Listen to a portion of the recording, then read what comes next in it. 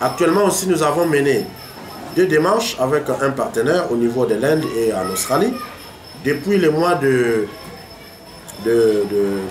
d'octobre 2018, la FENAFACO a eu à avoir 2 conteneurs de 40 pieds contenant des équipements pour la mobilité des personnes vivant avec handicap, contenant des équipements médicaux et aussi contenant 11 ambulances, n'est-ce pas, qui devraient servir d'un centre de santé en projet pour la FENAFACO.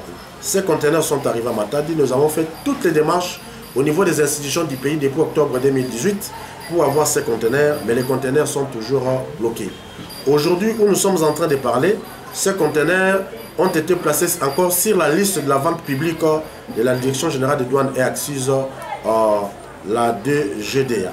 Et nous avons été prudents, nous avons dépêché une maison de déclaration en douane à Matadi pour évaluer les prix qu'on devrait payer sur les plans normaux. Donc les 2 conteneurs coûtent pour son dédouanement autour de 60 000 $. Donc à la ligne où vont les choses, la FENAFACO pourra encore perdre ses conteneurs ou les personnes vivant avec handicap pourront encore perdre ses conteneurs.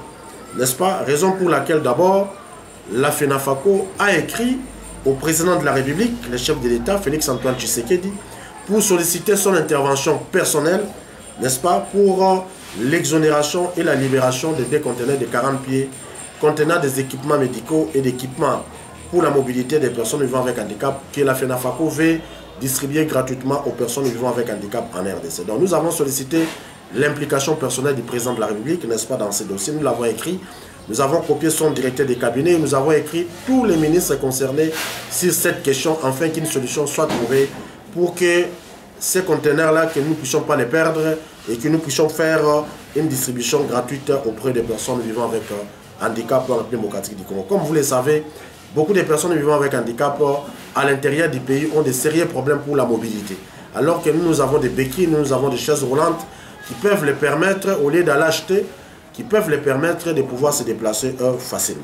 Et aussi, tous les pays qui ont ratifié la Convention des Nations Unies relative aux droits des personnes handicapées doivent faire l'effort, n'est-ce pas, pour pouvoir exonérer gratuitement les biens pour les personnes vivant avec handicap.